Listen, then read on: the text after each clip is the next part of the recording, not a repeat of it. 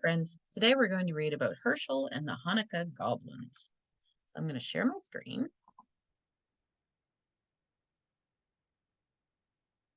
Let's see what happens with Herschel. It was the first night of Hanukkah. Herschel of Osterpol was walking down the road. He was tired and hungry. Nevertheless, his step was light. Soon he would reach the next village, where bright candles, merry songs, and platters piled high with tasty potato latkes awaited him. But when he arrived, the village was silent and dark. Not a single Hanukkah candle could be seen. Isn't tonight the first night of Hanukkah? Herschel asked the villagers. We don't have Hanukkah, Herschel, one of them answered sadly. No Hanukkah? How can that be?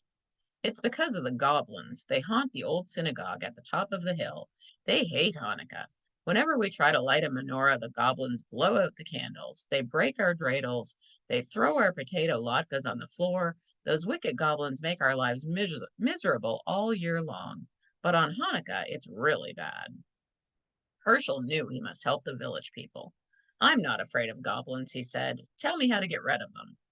It's not as easy as you think, the rabbi warned. You must spend 8 nights in the old synagogue. The Hanukkah candles must be lit each night. On the 8th night, the king of the goblins must light them himself. That is the only way to break their power. I'm not afraid, Rabbi, Herschel said. If I can't outwit a few goblins, then my name isn't Herschel of Osterpol. Be brave. The villagers wished Herschel. I can't seem to talk tonight. Let me try again. The villagers wished Herschel good luck. They had no potato latkes to give him, so they packed several hard-boiled eggs for him to eat, along with a big jar of pickles. The rabbi gave Herschel a brass menorah, a package of candles, and a box of matches. Then the villagers said goodbye. Nobody expected to see Herschel again. It was long past sundown by the time Herschel climbed to the top of the hill where the old synagogue stood. The crumbling building was gloomy and dark, and rusty hinges squeaked as Herschel opened the door. Herschel shuddered. Well could he believe that goblins lived here. He put 2 candles in the menorah and set it on the windowsill. He struck a match and lit the shamus candle. He said the blessings and was about to light the other candle when he heard a voice. Hey, what are you doing? Herschel turned around. Here was a goblin no bigger than a horsefly, with a long pointy tail and 2 little bat wings hovering in the air. I'm lighting Hanukkah candles, Herschel said. Tonight is the first night of Hanukkah. Oh, no, it's not. We don't allow Hanukkah, not around here. Is that so? Said Herschel. Who's going to stop me, a little pipsqueak like you? I may be little, but I'm strong, said the goblin. Really? Can you crush rocks in your hand? Asked Herschel. The goblin laughed. Crush rocks? You're joking. Nobody's that strong. I am. Watch. Herschel took a hard-boiled egg from his pocket and squeezed it until the yolk and the white ran through his fingers. That's how hard I'm going to squeeze you if you try to stop me from lighting these candles. The little goblin's eyes opened wide, since in the dim light the egg looked exactly like a rock. The little goblin shook with fear. You leave me alone, he squeaked. Gladly, said Herschel, if you let me light my candles in peace. All right, said the goblin. 1 night won't make a difference. But you better not be here tomorrow. Big, scary goblins are coming, much bigger than I. If they catch you lighting Hanukkah candles, you'll be sorry. We'll see about that, Herschel said to himself. He lit the first candle. On the second night, another goblin appeared. This one was big and fat and waddled like a goose. Herschel was finishing his dinner of pickles and hard-boiled eggs. Have some pickles, he said to the goblin. Pickles? Here, catch. Herschel tossed him a sour pickle. The goblin caught it in his mouth and swallowed it. Pickles are good.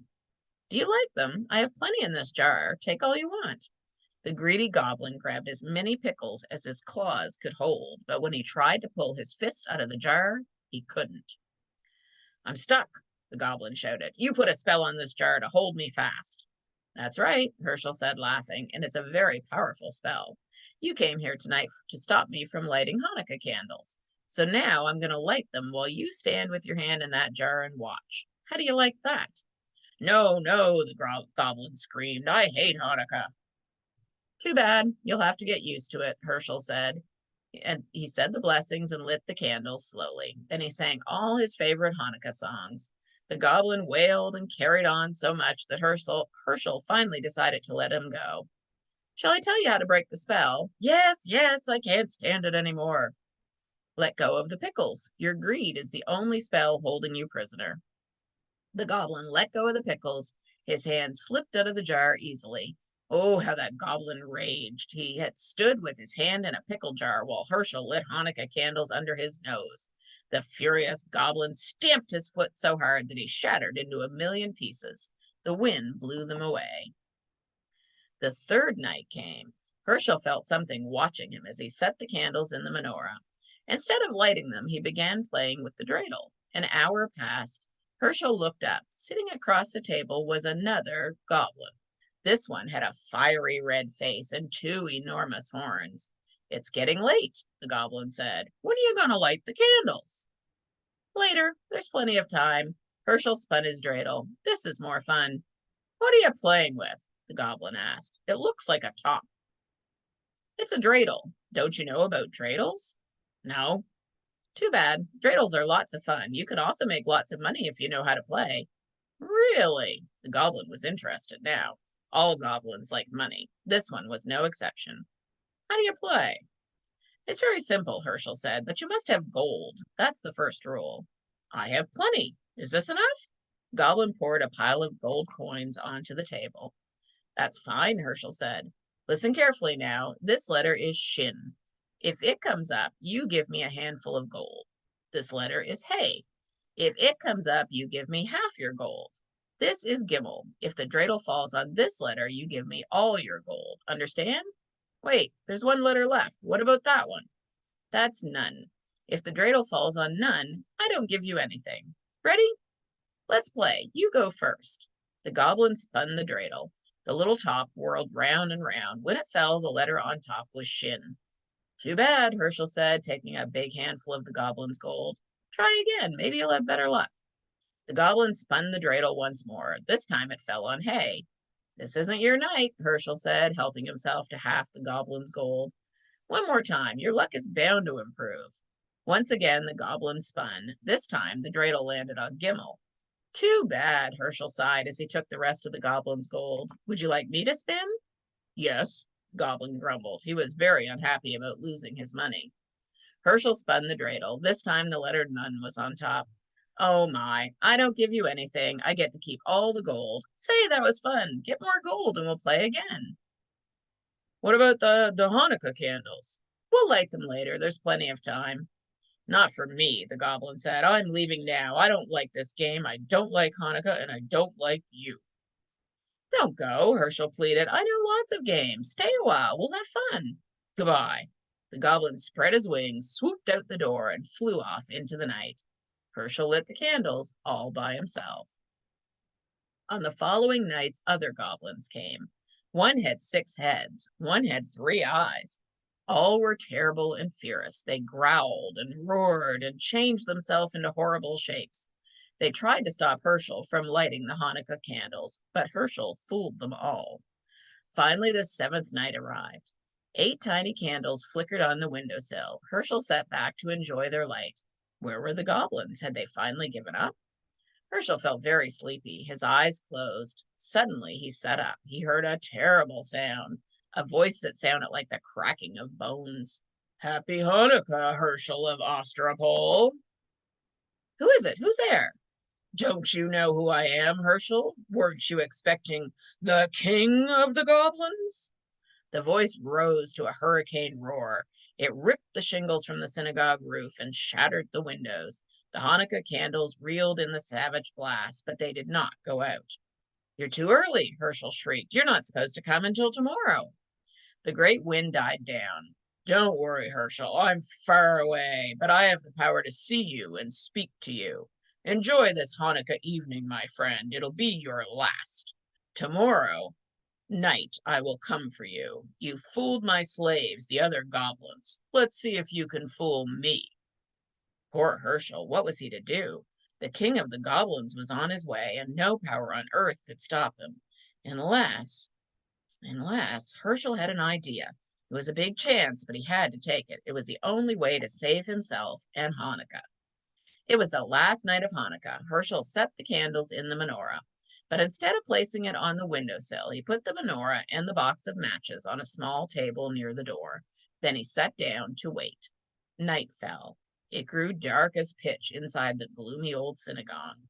Outside, the whole world lay cold and silent. Suddenly, a great gust ripped the synagogue door from its hinges. The whole building shook. A fearsome voice said, "Hershel of Ostropol." Did I hear something? "It's I, the king of the goblins." Hershel laughed. "Don't be silly. You're one of the boys from the village. You're trying to scare me." "I'm not a boy. I'm king of the goblins." "I'll believe it when I see it. Show yourself to me." "Behold, I stand before you. Do you believe me now?" Hershel tried not to look. Even in the darkness, he could see the outline of a monstrous shape filling the doorway, a figure too horrible to describe. He pretended not to care. "It's too dark. I can't see anything. A candlestick and some matches are by the doorway. Why don't you light a few candles? Then I'll see what you really are." "Indeed you shall." A match flared. The shamus candle caught the flame. Hershel's blood turned to water at the awful sight before him, but he didn't lose courage.